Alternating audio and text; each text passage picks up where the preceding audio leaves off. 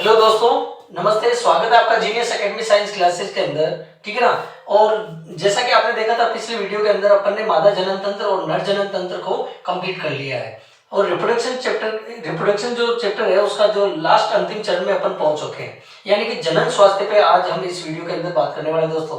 ठीक है ना। तो वीडियो के अंत तक बने रहना, बिल्कुल भी स्किप मत करना वरना नुकसान आप लोगों का ही है, क्योंकि ढेर सारी जो इम्पोर्टेंट जो महत्वपूर्ण जानकारी है वो आपके मोबाइल स्क्रीन तक नहीं पहुंच पाएगी दोस्तों। तो वीडियो के अंत तक बने रहना। देखिए, पिछले वीडियो के अंदर मैंने आपको बताया था कि वेसेक्टोमी क्या होता है, ट्यूबेक्टोमी क्या होता है और ढेर सारे जो हार्मोन्स होते हैं वो कौन कौन सी ग्रंथियों द्वारा स्रावित होते हैं, उस वीडियो के अंदर बात की थी। ठीक है ना। तो आज हम इस वीडियो के अंदर जनन स्वास्थ्य पे बात करेंगे, यानी कि रिप्रोडक्टिव हेल्थ के बारे में बात करेंगे। लेकिन उससे पहले मैं आपको दो चीजें क्लियर करवाना चाह रहा हूँ। एक होता है वेसेक्टोमी, एक होता है वेसेक्टोमी, ठीक है ना। और दूसरा होता है दोस्तों ट्यूबेक्टोमी, ट्यूबेक्टोमी, ठीक है ना। क्या होते हैं वेसेक्टोमी और ट्यूबेक्टोमी? देखिए, दोनों ही प्रोसीजर है और दोनों ही ऐसे प्रोसीजर हैं जिसके थ्रू अपना जो हम अपने पॉपुलेशन पे कंट्रोल कर पाते हैं दोस्तों, और बहुत इंपॉर्टेंट भी है। जैसा कि आपने देखा है कि भारत की हम विकसित राष्ट्रों में क्यों नहीं आ रहे, ठीक है ना, विकासशील देशों के अंदर हमारी गिनती क्यों नहीं हो रही है, उसका सबसे इंपॉर्टेंट और सबसे मेजर रीजन है कि हमारी जनसंख्या वृद्धि। क्योंकि जनसंख्या वृद्धि बहुत ज्यादा होगी तो अपन विकसित राष्ट्रों की श्रेणी में नहीं आ सकते दोस्तों, ठीक है ना। तो देखिए, पॉपुलेशन को अपन को कंट्रोल करना पड़ेगा, ये बहुत इंपॉर्टेंट फैक्टर है। तो वेसेक्टोमी और ट्यूबेक्टोमी ही ऐसे प्रोसीजर होते हैं जो पॉपुलेशन पे को कंट्रोल कर पाते हैं दोस्तों। तो इस वीडियो के अंदर अपन सारी चीजों पे बात करेंगे, सारे जो भी पॉइंट होंगे उन पे बात करने वाले हैं कि क्या होता है जनन स्वास्थ्य और वेसेक्टोमी क्या होता है, ट्यूबेक्टोमी क्या होता है, कौन कौन से हार्मोन है, उनको मैं रिपीट करूंगा इस वीडियो के अंदर। वीडियो के अंत तक बने रहना दोस्तों, ठीक है ना। चलिए शुरू करते हैं। यानी कि वेसेक्टोमी की अगर बात करें तो पुरुषों के अंदर, वेसेक्टोमी का मतलब क्या होता है कि पुरुषों के अंदर जो है, पुरुषों में नसबंदी होती है, ठीक है ना दोस्तों। ढंग से पढ़ना इस चीज को कि पुरुषों में नसबंदी होती है। अब पुरुषों में नसबंदी क्या का मतलब क्या है, यानी कि उनका जो स्पर्मेटरी डक्ट होते हैं उसको कट आउट कर दिया जाएगा बाय द ऑपरेट, ठीक है ना, या उसको किसी भी वजह से कि स्पर्म को फेलोपियन नलिका तक पहुंचने का रास्ता बंद कर दिया जाएगा, उसी को अपन क्या कहते हैं, वेसेक्टोमी कहते हैं। यानी कि इसको नोट कर लेना। इसका मतलब ये है कि पुरुषों की जो शुक्रवाहिनियां जो होती है दोस्तों, कौन सी वाहिनियां, शुक्रवाहिनियां जो होती है, उनको शुक्रवाहिनियों को शल्य क्रिया द्वारा, कौन सी क्रिया द्वारा, बाय द ऑपरेट मतलब शल्य क्रिया द्वारा अवरुद्ध कर दिया जाता है, अवरुद्ध कर दिया जाता है, जिसकी वजह से क्या होता है, शुक्राणुओं को फेलोपियन नलिका तक जाने का रास्ता बंद कर दिया जाता है। अब इसका मतलब ये नहीं है कि पुरुषों में शुक्राणु नहीं बनेंगे, अरे बिल्कुल भी नहीं है ऐसा, शुक्राणु बनते रहेंगे, बट वो है ना फेलोपियन नलिका तक जाने का उनका जो रास्ता है वो कट कर दिया जाएगा, उसी को अपन कहते हैं वेसेक्टोमी, ठीक है ना। तो वेसेक्टोमी है ना, ये एक परिवार नियोजन की विधि है जो किसके अंदर होती है, पुरुषों के अंदर होती है, ठीक है ना। जैसे कि पिछले वीडियो के अंदर अपन ने पढ़ा था जो टेस्टिकल होते हैं, टेस्टिकल यानी कि स्पर्मेटोजेनेसिस कहाँ होगा दोस्तों, अरे जाहिर सी बात है भाई, पुरुषों के अंदर शुक्राणु कहाँ बनेंगे दोस्तों, पुरुषों के अंदर शुक्राणु बनेंगे उनके टेस्टिस में, उनके वृषण में, ठीक है ना, वृषण ग्रंथि के अंदर। तो वृषण ग्रंथि से ना एक ट्यूब लाइक स्ट्रक्चर निकलता है और वो पेनिस से कनेक्टेड होता है, ठीक है ना। तो उस रास्ते को बंद कर दिया जाएगा, जिसके कारण क्या होगा कि शुक्राणु बनेंगे तो सही बट वो जा नहीं पाएंगे, ठीक है ना। तो जब भी संभोग क्रिया के अंदर पुरुष जो है एक्टिवेट रहेगा तो उसके शुक्राणु जो है ना वो महिला के यानी कि मादा के अंडवानी तक नहीं पहुंचेंगे, उसी चीज को कहते हैं वेसेक्टोमी। तो फिर क्या होगा, संतानोत्पत्ति नहीं होगी, ठीक है ना। तो जाहिर सी बात है परिवार नियोजन का एक सबसे अच्छा एक प्रोसीजर है, एक अच्छी टेक्निक है, ठीक है ना। अब ट्यूबेक्टोमी के अंदर क्या होता है, ट्यूबेक्टोमी के अंदर क्या होता है कि महिलाओं की दोस्तों, महिलाओं की अंडवाहिनी को, कौन सी, फैलोपियन ट्यूब को, अंडवाहिनी को क्या कर दिया जाएगा, अवरुद्ध कर दिया जाएगा, मतलब लो कर देंगे। अब वही बात है जैसे कि पुरुषों की शुक्रवाहिनी को काट कर अलग कर दिया, ठीक है ना, तो रास्ता कट आउट कर दिया। वैसा ही क्या होता है ट्यूबेक्टोमी के अंदर, क्या होता है, महिलाओं की जो अंडवाहिनी होती है उसको ब्रेक कर देंगे, उसको तोड़ देंगे, उसको कट आउट कर देंगे या फिर उसको बेंड कर देंगे, ताकि है ना जो किसी भी प्रकार से जो है वो अंडे का निर्मोचन ना हो पाए शुक्राणु द्वारा। तो ऐसे में क्या होगा, जब अंडे का निर्मोचन नहीं होगा तो शुक्र जाइगोट नहीं बनेगा, जाइगोट नहीं बनेगा तो फिर संतति की उत्पत्ति नहीं होगी, ठीक है ना। तो ये कहलाता है वेसेक्टोमी और ट्यूबेक्टोमी। मेरे ख्याल से समझ में आ गया होगा, ठीक है, रिपीट करने की जरूरत है नहीं, ठीक है। जनन स्वास्थ्य का मतलब क्या होता है, अब देखिए यहाँ पे जनन स्वास्थ्य का मतलब यानी कि कोई भी महिला है, ठीक है ना, और महिला होने से पहले वो क्या होगी, लड़की होगी, मतलब किशोरी होगी, ठीक है ना। और पुरुष है तो पुरुष का मतलब क्या है कि वो कोई लड़का है, पुरुष से पहले वाली कंडीशन क्या अप्लाई होगी, लड़का। अब इनकी हेल्थ कैसी होनी चाहिए, इनकी हेल्थ ऐसी होनी चाहिए कि वो रिप्रोडक्शन को अंजाम दे सके, ठीक है ना, यानी कि संतानोत्पत्ति में ये सामर्थ्य हो सके, एबल हो सके, उसी को अपन कहते हैं जनन स्वास्थ्य। अब गाँवों में क्या होता है, देखो शहरों में तो पढ़े लिखे लोग हैं, ठीक है ना, और वो सारे नियम फॉलो करते हैं, ठीक है ना, तो गवर्नमेंट के सारे नियम को फॉलो करते हैं, वो डरते हैं, अदरवाइज क्या होता है उनको उन पर कार्रवाई होती है। अब गाँव में ये चीजें बहुत ही आम होती है दोस्तों। गाँव में क्या होता है कि छोटे छोटे बच्चों का भी क्या कर दिया जाता है, विवाह कर दिया जाता है, ठीक है ना। अब उनके माँ बाप को ये चीज इन सारी बातों का कोई नॉलेज है नहीं कि विवाह तो कर दिया, बट है ना कितना वेट करेंगे, ठीक है ना, 2 साल 4 साल 6 साल 10 साल, ठीक है ना, उसके बाद में उस बच्चे को या उस बच्चे को है ना ससुराल भेजना पड़ेगा, ठीक है ना।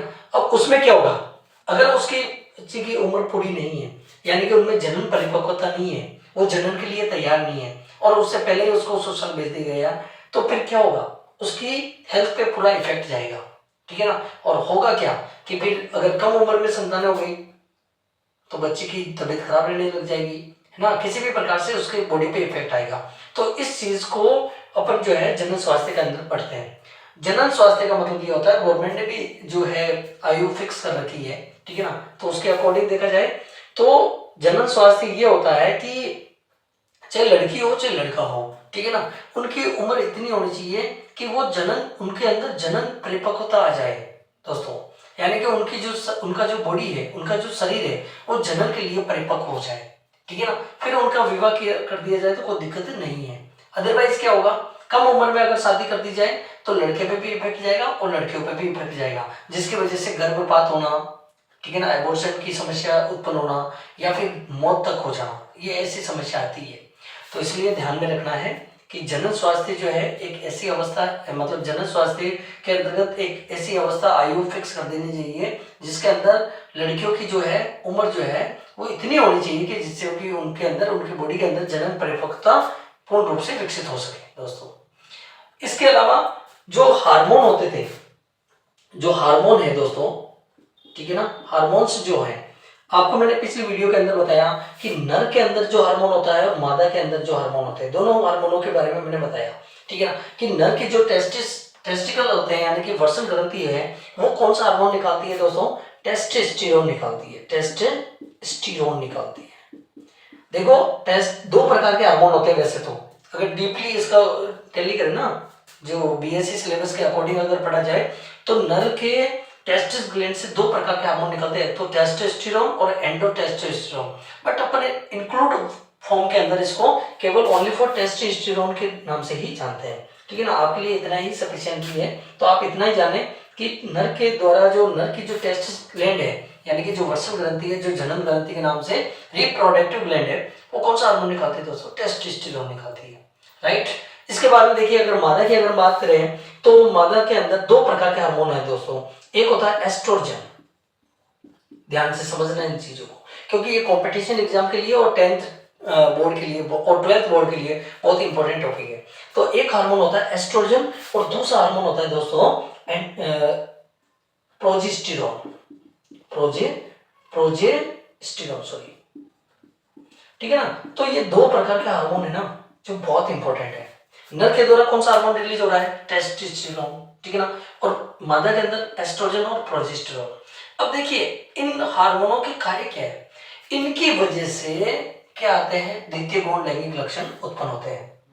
अगर हम बात करें टेस्टोस्टेरोन की, तो टेस्टोस्टेरोन का जो सिक्रीशन होता है, वो लेवल जो होता है वो बहुत ही रैपिडली ग्रो करता है किशोर अवस्था के समय, यानी कि 11 से 19 वर्ष के अंदर के जो लड़के हैं, ठीक है ना, उनके अंदर टेस्टोस्टेरोन का स्राव बहुत तेजी से होता है, जिसकी वजह से उनके जो सेकेंडरी सेक्सुअल टेट्स हैं वो बहुत ही रैपिडली ग्रोथ करते हैं। इसी वजह से क्या होता है कि उनके अंदर देखो मतलब लैंगिक परिपक्वता आने लगती है, जननांगों पे जो रोम जैसे स्ट्रक्चर डेवलप होने लगते हैं, जैसे बाल आने लगते हैं, ठीक है ना, और उनकी आवाज भारी होने लगती है दोस्तों। उनका लेरिक्स जो होता है, एडम सेपल जो है लेरिक्स ये बड़ा ये बाहर की ओर जो है उभर जाता है।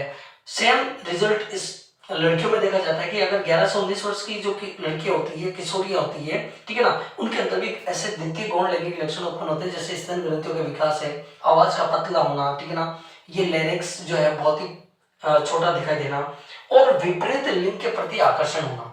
तो ये सारी चीजें जो है ना उनके हार्मोनों पे डिपेंड करते हैं, और हार्मोन जो है इसी एज के अंदर रैपिडली ग्रोथ करते हैं दोस्तों, ठीक है ना। ये सारी चीजें जन्म स्वास्थ्य के अंदर आती है।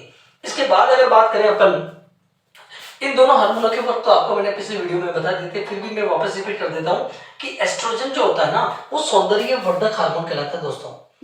कौन सा हार्मोन है? सौंदर्य वर्धक। मतलब किशोरियों के अंदर जो प्यूबर्टी क्रिएट होती है, जो यौवन आरंभ आता है, उसके पीछे कौन से हार्मोन का हाथ होता है? इसी का मोस्ट इंपॉर्टेंट रोल होता है एस्ट्रोजन। ये खूबसूरती के लिए जिम्मेदार होता है, ठीक है ना। और दूसरा जो हार्मोन होता है ना ये प्रोजेस्टेरोन, यानी कि ओवरी के द्वारा रिलीज हो रहे हैं दोनों ही, ठीक है ना। तो कार्पस ल्यूटियम जो संरचना होती है उसी के माध्यम से ये प्रोजेस्टेरोन आता है, और इसके माध्यम से क्या होता है कि जो स्तन ग्रंथियां होती है लड़कियों के अंदर उनका विकास होता है, महिलाओं के अंदर, ठीक है ना, किशोरिया बोलेंगे ज्यादा बेटर रहेगा। और मिल्क ग्लैंड जो है यानी कि उसको गर्भ धारण के लिए ये प्रेरित करता है ये हार्मोन। एक हार्मोन और होता है दोस्तों, बहुत इंपॉर्टेंट है, आईएमपी लगा लेना, कंपटीशन एग्जाम वाले तो बिल्कुल आईएमपी लगा लेना इस चीज के लिए, कि प्रसव हार्मोन कौन सा होता है। प्रसव हार्मोन कौन सा होता है, बहुत इंपॉर्टेंट चीज आ रही है आपके सामने। तो देखिए दोस्तों, प्रसव हार्मोन के लिए जो पार्चुरेशन हार्मोन जो होता है ना, प्रसव हार्मोन, वो होता है रिलैक्सिन। कौन सा हार्मोन होता है दोस्तों? रिलैक्सिन। अब ध्यान दे लेना, जो मादाएं गर्भ धारण कर लेती है और गर्भ धारण के बाद में जो डिलीवरी का जब टाइम आता है, जब पार्चुरेशन का टाइम पीरियड होता है, उस समय अगर नेचुरली तरीके से अगर रिलैक्सन हार्मोन जो है रिलीज नहीं होता है ना, तो फिर डॉक्टर क्या करते हैं, इसका इंजेक्शन भी लगाते हैं रिलैक्सन हार्मोन को आर्टिफिशियल तरीके से बाय द केमिकल के थ्रू।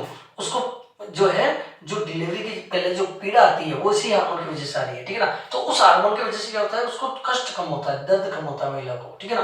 तो प्रसव हार्मोन कौन सा है? रिलैक्सिन हार्मोन है दोस्तों, ठीक है ना। बाकी ये एस्ट्रोजन, प्रोजेस्टेरोन ये इनके मादाओं के हार्मोन है, और नर का हार्मोन टेस्टोस्टेरोन होता है। इन्हीं हार्मोनों की वजह से द्वितीय गौण लैंगिक लक्षण उत्पन्न होते हैं दोस्तों, ठीक है ना। ढेर सारे द्वितीय गौण लैंगिक लक्षण है जो छोटी क्लासों में भी आप लोगों ने पढ़ा होगा, ठीक है ना।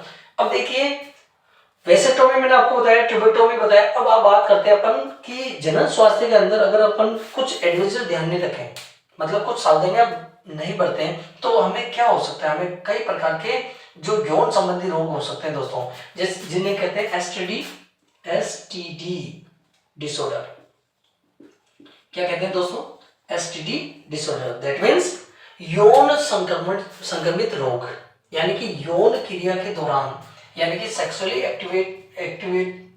जो एक्टिविटीज में इन्वॉल्व होते हैं ना, तो उस समय अगर अपन जो है कुछ प्रोटेक्शन यूज नहीं करते हैं, तो ऐसे रोग हो सकते हैं एसटीडी, जिन्हें बोल सकते हैं सेक्सुअली ट्रांसमिटेड डिसऑर्डर, यानी कि यौन संक्रमणीय रोग। जैसे कि बहुत ही भयानक रोग है कि सिफिलिस दोस्तों, सिफिलिस, ठीक है ना।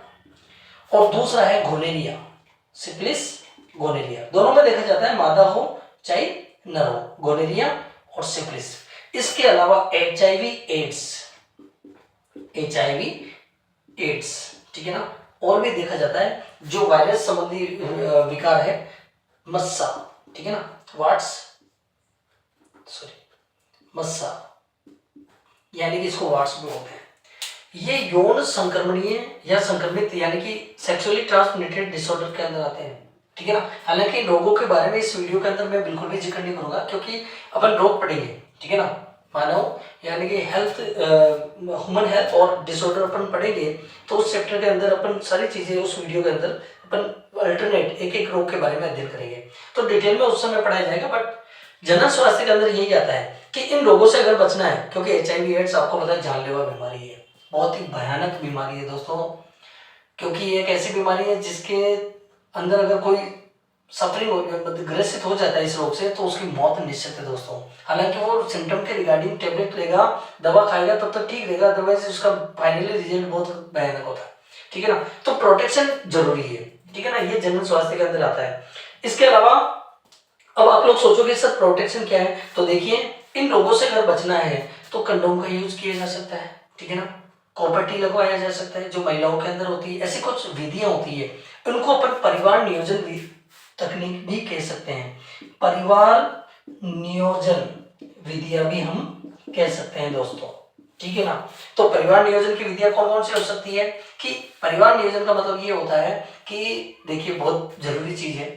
आपने ये चीजें अपन अपने दैनिक जीवन में भी इन चीजों को अपन फील कर सकते हैं, महसूस कर सकते हैं कि देखिए दो तरह के परिवार होते हैं दोस्तों। कितने तरह के परिवार हो सकते हैं? दो तरह के। एक होता है एकल परिवार और दूसरा होता है संयुक्त परिवार। अब यहाँ पर है ना, इन दोनों परिवारों के कुछ नुकसान भी हैं और कुछ फायदे भी हैं।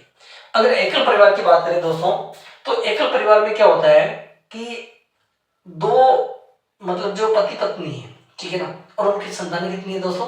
दो है, चाहे वो लड़का हो चाहे लड़की हो, क्योंकि समाज के अंदर लड़का और लड़की को एक ही रूपता से देखना चाहिए। बिल्कुल सही बात है। ठीक है ना, तो उनमें क्या होगा कि खाने पीने की कोई समस्या नहीं होगी, आर्थिक स्थिति में उनकी ठीक रहेगी। ठीक है ना, और कोई भी दिक्कत नहीं होने वाली है। लेकिन संयुक्त परिवार जो होगा ना, उसमें देखो उसके सारे रिलेटिव्स एक साथ रहेंगे, तो खाने पीने की भी समस्या हो सकती है, कपड़ों की समस्या हो सकती है। तो कुछ नुकसान भी है, कुछ फायदे। फायदे क्या है? अब मान लो लड़ाई झगड़ा हो गया, कहीं किसी से पंगा हो गया, तो फिर संयुक्त परिवार वाले हावी हो जाएंगे। एकल परिवार वाले मतलब जो है वो उनके पास कोई शक्ति नहीं रहेगी। तो ये कुछ नुकसान है, बट मेन चीज ये देखो कि परिवार नियोजन का यही सारी तकनीकें होती है कि एक तो कंडोम का यूज किया जाए जो मेल और फीमेल दोनों के लिए अवेलेबल है, और दूसरा है कि कॉपर टी लगवाई जा सकती है महिलाओं के लिए। कुछ गर्भ निरोधक गोलियां भी दी जा सकती है। लेकिन ये सारी चीजें जो है ना, ये एक किसी जो डॉक्टर होता है उसके अंडरटेकिंग में ही करनी चाहिए दोस्तों। ठीक है ना, तो ये सारी चीजें जो है जनरल स्वास्थ्य के अंदर आती है।